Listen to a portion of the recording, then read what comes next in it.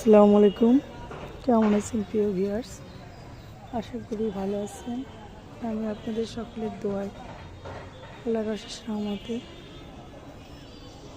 ভালো আছি, আলহামদুলিল্লাহ।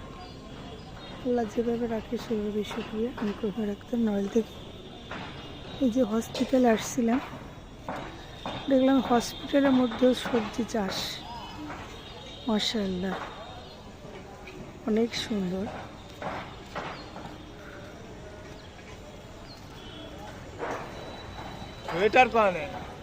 কি পরিমাণ পালন শাক হয়েছে, লকে পালন শাক। এই যে ভেন্না গাছটা চমৎকার, নিচে আর দোতলায়। আরে এইটা উপরে না নিচে তাই বল।